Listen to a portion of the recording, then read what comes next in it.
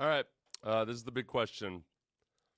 Am I going to make a liar of myself? Because I said before this game that if the Texans slugged it out with the Detroit Lions without Nico Collins, without Will Anderson, that I would be pleased with that. Not pleased if they lost, but it would make me feel much, much better about their ability to compete against the better teams in the league. That's only partially true right now because because they were so good in the first half. Mostly the defense was really good and the offense was good for one drive in the first half. For the most part, the defense forced turnover after turnover after turnover. They end up with 5 turnovers on the day. The Texans are +3 in the turnover margin, and yet they drop a game, which is hard to do. Now, one of those turnovers was on a Hail Mary, so it doesn't really count. But still, you force 4 turnovers, and in the second half, I can tell you what the drive chart was without even looking at it. In the second half, the Texans offense went interception, punt, interception, punt, punt, punt, missed field goal. And now in the first 6 weeks of the season, if you told me Kaimi Fairbairn had to hit a 55-plus yard field goal, I'd be like, oh, okay, cool. So they won, right? No. We're in a night where a rookie kicker is just basically doing a bunch of heavy petting with the football and the goalpost on the inside, touching the inner thigh of the goalpost in a lewd fashion to take it to the Texans. And the defense, I'm going to have a hard time crushing the defense for that performance. But in the second half, we saw the tide turn, and partly maybe by exposure of having to be out there time after time. But then especially with once Kamari Lassiter went down, it got really tough for the Texans to do anything except rush 4 and sit back and play coverage because you don't have enough guys that can play man to get really aggressive. And then they compounded that by just not tackling, like the very thing that we talked about all week long. D'Amico Ryans talked about it all the time. I gave it as one of the keys to the game. You've got to be able to tackle versus Jahmyr Gibbs and David Montgomery because they can flat out, they just extend drives through a combination of explosive speed with Jahmyr Gibbs and brutish strength with David Montgomery. And that's what they did in the second half. But again, it's going to be really, really hard for me to just absolutely crush the defense. Bobby Slowick, I have no qualms now, and I will offer no protection anymore to Bobby Slowick's offense is coming out and just completely crapping the bed in the second half. And it's starting to affect CJ, I think. I mean, we've just seen more inaccurate throws, and then tonight, curious decisions to the point where it just looks disjointed at times. I can tell you from the first half out watching from the press box, second half I watched on television at the KHOU studio. It's a very hectic half drive home for me. That the one big glaring area where it just doesn't feel right is in the scramble drill, where when Nico's out there, CJ's always got somebody that can feel really good about throwing across the grain to, or just extending the play, and then Nico's going to be there eventually. And CJ didn't have that tonight. Now you'd much prefer to not have to rely on the scramble drill. But when they run all those boots in the first half and they're working really well, all right, good defenses are going to start to figure out, okay, you guys like the boot, do you? For one, the defensive ends are going to start to react to it better. But then in coverage, you're reducing it down to a half-field read, and guys were covered up. So I don't have to go back and watch because I want to say that the pass protection was better with the new 3 interior defensive linemen. Like I know McNeil on the play they got hurt on beat Shaq Mason pretty well, but that McNeil's a really good pass rusher. He's going to have some good snaps. The run blocking in the run game, I think, was what I'm most concerned about because we know that Bobby's gonna run the run. He's gonna run the ball so he can set up the play action. No matter how ineffective it actually is at setting up the play action, because nobody gives a damn about the Texans' run game. It doesn't invite 8 guys up into the box. It doesn't do anything to help you out in the passing game. And great, I think they won the time of possession again tonight. It was pretty heavily lopsided at one point for the Texans. But look, you punt enough times, you throw enough interceptions, and that all falls by the wayside. And I don't even know where to put this into. I didn't do an outline for this or anything. I'm just going off the top of my dome. Thanks to BetUS for sponsoring the video. But also the good news: Texans covered. Texans covered. There you go. 3.5. Vegas knows what they're doing. They were 3.5-point underdogs. They lose by 3, so good job. At BetUS, they'll give you a 150% bonus on your first deposit, all the way up to $2,000, 125% bonus on the second and third. And the Texans are now in the business of covering spreads. There you go. Off to the races we go. It was the +3 turnover margin and still losing, or even allowing it to remain anything but a +5 turnover margin. That was a frustrating part of the game. But the Titus Howard stripped the ball from C.J. Stroud's hand on a play where Laramie Tunsil got beat badly.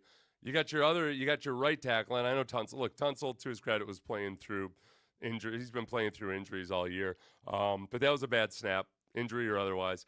And then Titus Howard, I can't process what I saw, even after watching it on a few replays. For those of you who didn't see the game, the Texans' right tackle, Titus Howard, saw that his quarterback, CJ, was under duress, and CJ kind of, stumbled into Titus, and Titus decided, hey, I played quarterback in college. I'm just going to go ahead and take the ball from CJ and see what magic ensues. Oh, CJ doesn't want to give me the ball. I'm going to strip it from him. Fumble. Titus Howard got a strip sack and a recovered fumble on the same play. It was brilliant. It was absolutely, talk about padding your own stats. My God. All right. The O-line is either providing pass protection or good run protection, not both during a game. That's a pretty good way of putting it. The other big picture item that I touched on earlier feels like 3 hours ago, whatever I said like 3 minutes ago. Not scoring in the second half. I mean, this is I don't know if I've ever seen anything like it. Somebody's got to start to put together the advanced stats on just how often teams have shown some signs of life in the first half and then just completely shut down. The offense in the first half, when it was working, was a lot of just, okay, sacrificing a couple runs on first and second down. You sacrifice a couple of downs to the run gods, and then CJ no looks to John Mechie, or CJ finds Cade Stover, or CJ does this or CJ does that. And I think CJ can only do that for so long. I just worry that whether it's because they're having to run boots and he's got these half-field reads, or because he's taken so much punishment this season, because he's getting pressured 50% of the times that he drops back, he doesn't look, the game is not coming to him as smoothly as it did last year. And it wasn't like he wasn't under duress at times last year. It's just gotten that much worse. And I don't worry that people have film on CJ Stroud. I worry that people have film on Bobby Slowick. And sometimes I'm real careful about criticizing play calling and saying that it's predictable, because a lot of times it really is just, it's execution. It's not in general, not just, I'm not talking about the Texans specifically. A lot of times when it feels like the play calling is predictable, it's more that they just don't execute the plays they can run. Look, these screens, I was sitting up at the end of the first half in the Odyssey suite, and somebody from Mokaram Injury Lawyers was just called out every screen while I was up there. And I mean, it might as well be the Lions defense calling the play in for Bobby Slowick, because there's just too many times where it's so obvious that they know what's coming, or at least they have a good idea and they're playing the tendencies, and they just squelch it. They just kill it in the crib. These screens where I got so excited early on because they hit that one screen versus the blitz. I can't remember if that went to Mechie. And it was brilliant in the first quarter. And then you don't see anything of it for the rest of the game. It's really, really frustrating. So I lied when I said that I'd be happy if the Texans slugged it out with the Lions, because That was with the Lions committing 5 turnovers. Credit to the defense for that, but the offense did very little with it. The fact that the Texans had 23 points and not more was it's kind of an indictment of what the offense was able to do in the first half.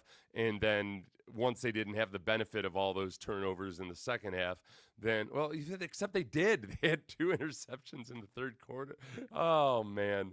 What a mess. 7 interception game. And yet, it didn't feel as sloppy as a 7 interception game might be. I thought it was a really good football game. It was a really good football game.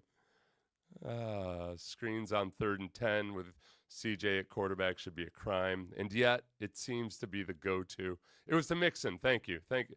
I tried to click on that, but the comments. Whoever said it was to Mixon, thank you for reminding me. Connor. I can always count on Connor. Thank you, Connor. Oh, wham, trap, and screen. The most called and least successful plays. Yeah.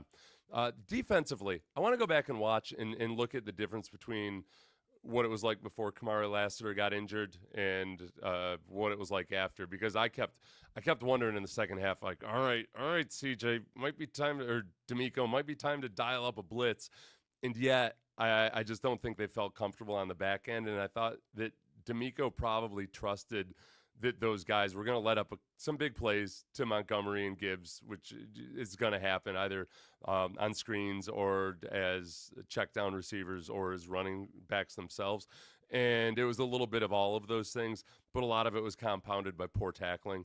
And when I say poor tackling, look, you can be set up for a good form tackle versus Jahmyr Gibbs, but when he gets up to speed, it's really hard. So you've got to be vicious tacklers, and there were moments of that certainly in the first half and in the second half as well, but just not consistently enough. I thought that Jimmy Ward being back on the sum total of it was an asset. Some plays were made where his savvy really helped out. Jalen Petrie, my God, man, what a baller. I mean, it's really a shame just because I had one thumbnail saved from the game that I grabbed, a screen grab, and it was Jalen Petrie celebrating after one of his many big plays, and I didn't use it. Obviously, I can't use that. I'm going to save it for another day where Jalen Petrie has a big game, and the Texans emerge victorious. Let's see.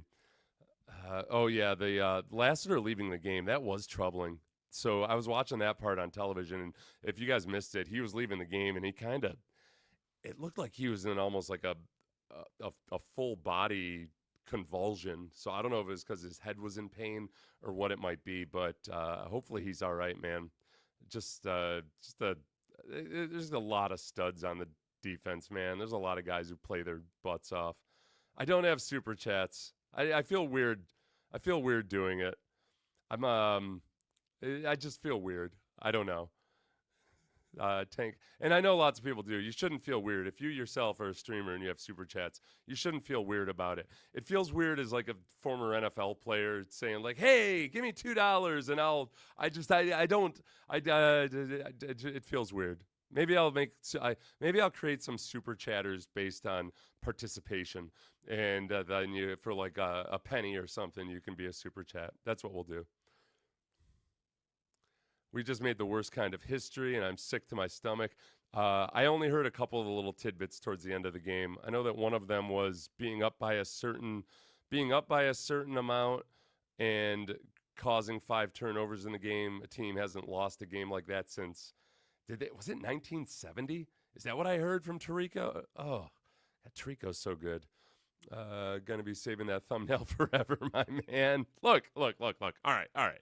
This is where I'll reel it back in a little bit from being such a liar when I said that I would be happy as long as they slugged it out with the Lions. The problem is it didn't feel like they slugged it out in the second half. I wanted 4 quarters of slugfest. I wanted George Foreman and Muhammad Ali going at it. I wanted just a battle royale. And it really was only that way for the first half.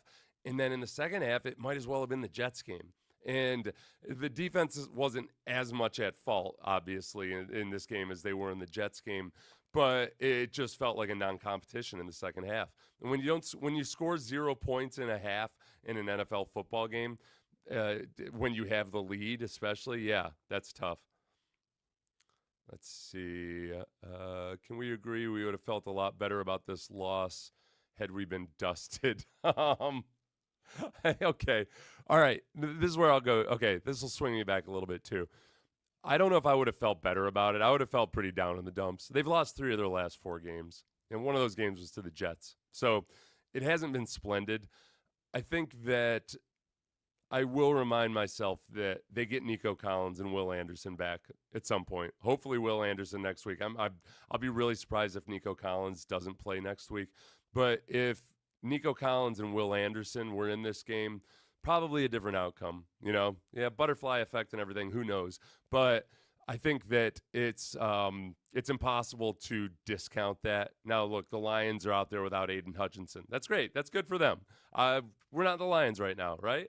So, and the Lions are at least 1 year ahead of the Texans in their resurgence. So, it matters. It matters. This team right now and the way they're functioning and performing, you need every stud player you can get. And I don't think that without Will Anderson or without Nico Collins, if they've got much chance at all of being a genuinely competitive team in the playoffs. With those guys, might be a whole different story. I think Bobby Slowick all of a sudden magically becomes a better play caller. I don't think it, and yet, if Nico Collins comes back and they improve offensively, if anything, it'll just be evidence that, like, okay, well, Bobby Slowick is more of a recipient in this scenario than he is a driver of success. I mean, Ben Johnson got that offense going in the second half for the Lions in a game in which Jared Goff never looked good, ever. He looked awful the whole night. It wasn't just the interceptions, and because a couple of those were pretty hardcore forced interceptions. It was even when he had time and he's throwing the ball into the dirt. It looked a lot like he looked like Ryan Mallett. No offense to Ryan Mallett, young Ryan Mallett who had issues with accuracy to the point where he was drilling the ball in the dirt a lot. And that's a lot of what Jared Goff was doing. So I'll credit the Texans defense. In the first half, I thought there were a lot of coverage, sacks, and hits on the quarterback where the defensive line was getting a pretty good pass rush going, but they had extra time because the coverage was so good, and they weren't able to replicate that in the second half. But, man, Danielle Hunter was a machine in the first half. Jalen Petrie was a machine today.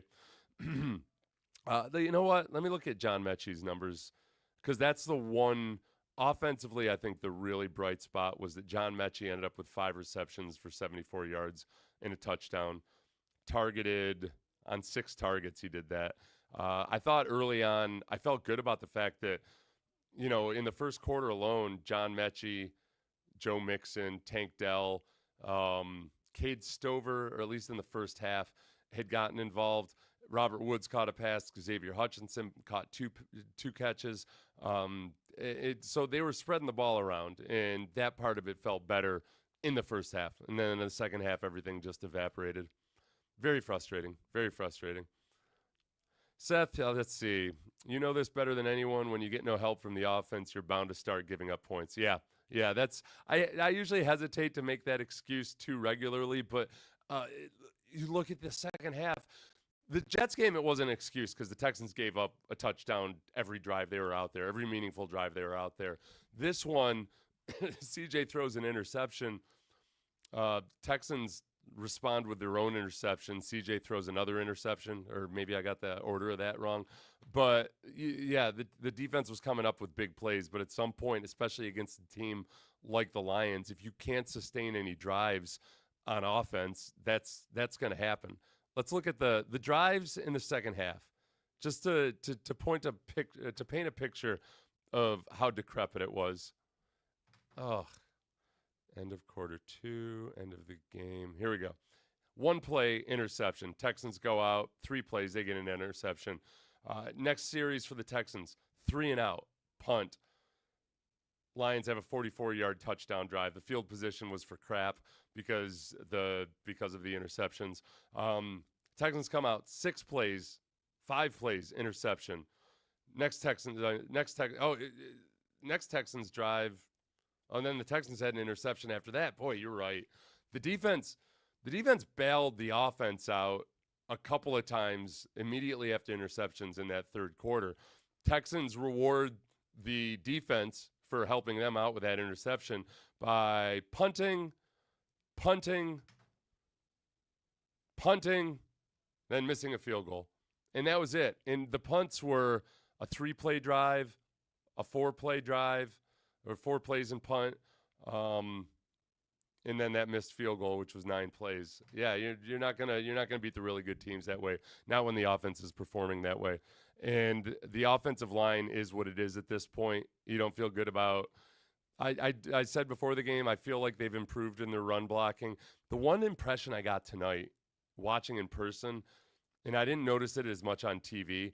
And maybe it was that the Texans were monochromatic in a darker color, but the offensive line just looked so puny. When I first when the Lions first lined up against the Texans offensive line, I'm looking at it and I'm like, this looks like men versus boys. And, you got DJ Reader out there who's just a wide human being. You got number 91 there. I don't want to disrespect him by mispronouncing his name. He's a big dude. When he was lined up on Blake Fisher especially, that looked like men versus boys. You had McNeil, too. They looked like it was pros versus college kids. So when you try to run inside zone or duo or anything like that with the Texans offensive line, they're just not getting any push at all. And I'll credit the Texans. The Texans defensive line is kind of undersized in a lot of regards. And yet they were slugging it out. Credit Ben Johnson for he tweaked his play calling in the second half to work some angles to invite the defensive linemen upfield and take them out that way. And it was very effective for them. But, I'm not in the mood to crush the defense. Okay, Patty, what's going on? There's nothing to be embarrassed about. We're still building. Somebody else, Champ, says he's embarrassed. Why do you think they can't run block? Been saying this all year. I'm bigger than these guys at 6'5", 310. The one weird thing about that is Shaq Mason's a big dude, and Titus Howard is huge. I feel like a little too huge, and neither of those guys are moving all that well this season. They don't look all that fluid athletically. Sometimes when they try to run screens, their offensive linemen are out there just blocking no one and fumbling around in space. And yet Shaq Mason is also a shorter guy. So the sum total of it, when you look from left tackle to right guard, they just look small. Yeah. And if you're not going to be good at outside zone blocking as small offensive linemen, I don't know what you're good for. I don't know what you're supposed to provide in the run game. They're getting overpowered. I mean, they had 3 yards rushing forever in that game. I remember I got excited when they finally moved into positive territory and had 3 yards rushing at some point. Let's see. So Joe Mixon ends up 25 carries for 46 yards. So less than 2 yards per carry. As a team, they had 28 carries for 56 yards. Oh my gosh. CJ was 19 for 33, 1 touchdown, 2 interceptions. The receivers, boy. Let me look at the third down. Let me look at the third down before I go to sleep and then wake up in 4 hours to talk about this all over again. Thank God Sean Pendergast has a brain that's organized, because I would be a mess tomorrow. 6 for 15 on third downs. The Lions have the best third down defense in the league, or at least the most efficient third down defense in the league. The Lions offense was 7 for 12 on third down. And Jared Goff, despite all of his issues, knows how to use those running backs, made the plays that he needed to make. And they end up with like 5 yards per play in this game. Yep. Lions have been rebuilding for years to get to this point. I think their real turnaround, though, started in 2021. So really they've got a 2-year head start on the Texans. And they look like it. Like, they are a complete football team. The special teams, unless I'm thinking of it, weren't an issue for the Texans, where the Lions do have one of the best special teams units in the league. It's been big for them this year in a lot of their blowout wins. Can Bobby Slowick be fired yet? It's obvious he's inept at play calling a single good offensive game. In fact, he hasn't called a great offensive game all year. Yeah, I would agree with that, because even in the Patriots game, that wasn't as much of like an offensive juggernaut performance or anything. I swear ESPN is going to put Benny Hill behind the Titus Howard strip. Yeah, I know, man. The weirdest thing about that was when Collinsworth first described it, it was about the most generous way you could have described it because he didn't see the nonsense that had happened. He said he thought that one of the Texans' offensive linemen or one of CJ's own guys had knocked the ball out, and I thought, that's going to look bad. And then they show it, and you think, oh, this looks 400 times worse. He tried. Titus thinks, oh, I'm going to grab the ball, and then I'll run. I guess I'll run with it or something. CJ didn't want to give the ball up, so Titus aggressively stripped it from him. I don't know if I'm more disgusted that he tried to do it at all or that it was as hard for him to strip the ball as it apparently was. At the very least, if you're going to strip the ball from C.J. Stroud and you weigh 335 pounds, can you at least make it look easy? My God. Oh, that was bad. Danico Autry, good job today on the strip sack / interception. That was a thrown fumble is what that was. I don't know what you're saying, oh good Lord, to me or somebody else, Ben. What do you think is going through his head? Has this job become too much for him to the point he's throwing his QB under the bus? I don't know, man. I don't know. I have no answers for whatever the hell Titus Howard was thinking on that play. Do you think D'Amico being a nice guy will prevent him from making the hard calls and firing people? The NFL is a business after all. Okay, you know what? That question was good. That question had a whole arc to it because at first I thought you were saying was D'Amico too nice to be a good NFL head football coach. And I would say no on all accounts there. There's plenty of nice guys who have been very, very winning football coaches, guys that don't have bellicose, is that a word? Like bellicose demeanors that like I'm not worried about that. As far as firing your friends, that's when you become a true NFL head coach, when you have to fire one of your friends. And Bobby Slowick and D'Amico are very, very tight. If the offense continues to look like this, with or without Nico Collins, it's gonna be tough to justify not making a change. I mean, the regression of C.J. Stroud alone is the biggest thing, regardless of record at the end of the year or anything else like that. Why does C.J. look more flustered this year than he did last year, including in games when he didn't have Nico Collins last year?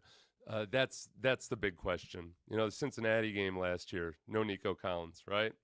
Fact check me. It's late. It's been a long day. Let's see. This team had 2 goals of being a true contender. This watch is painful. And there is still time. We're burning daylight. You've still got a couple good opponents to test yourself against. But look, I'm going to be on at 6 a.m. and I'll hopefully have watched. I'm going to try to go through and watch the entire game on 1.5 times speed before I get on the air in the morning. So I'll probably wake up at about 4:30 a.m. and do that. And I'll see all of you on Sports Radio 610 at 6 a.m. I'll try to do a video tomorrow that has some of the highlights and lowlights from this game. My God, the defense. I mean, it turned the ball over 5 times, created 5 turnovers. That's awesome. Usually you force turnovers, 5 turnovers as a defense. You're smoking cigars and getting drunk by this time. They got an extra day of rest this week. They can't even enjoy it. They got to go on another little mini retreat and have players-only meetings and just, the players-only meeting worked. It worked for a half. They need to do a players-only meeting at halftime. I'm gonna demand that the leadership council convene for at least 3.5 minutes at halftime of the Cowboys game. I do like that there was no part of me that at half was wondering whether the second half would be interesting. As a matter of faith, I knew that it would be. And so good for them. Nico and Will come back. That'll change things. Maybe you win that game tonight if you've got Nico and Will out there. Who knows? But there are reasons for optimism, except for just how lackluster and just comatose the offense has been in the second half of games. And somebody had asked, can you fire the offensive coordinator midway through the season? Funny you should ask, because back in 2021, I think it was 2021, Ben Johnson took over play calling duties midway through the season. And the Lions didn't win a bunch of games, but they got way more competitive. And they could tell that they had something in Ben Johnson. He was officially named the offensive coordinator that offseason. So, yeah, it can work. The Bills did it last year. and it worked with Joe Brady. So, yes, it's certainly possible. There is precedent for it working. How do they feel about Gerard Johnson or Bill Lazor or anybody else? I don't know. But eh, if they have another performance like that, it's going to be a fever pitch of people asking for it, especially after Nico Collins comes back, especially when you're playing the Cowboys, which, aside from being the Cowboys, they're also the Cowboys. Yeah, yeah. This year's version of the Cowboys, I got to decide between Cooper Kupp and Trey Lance. Huh. Frustrating night. Frustrating night. All right. Thanks, everybody. Thanks to BetUS for sponsoring the video as well.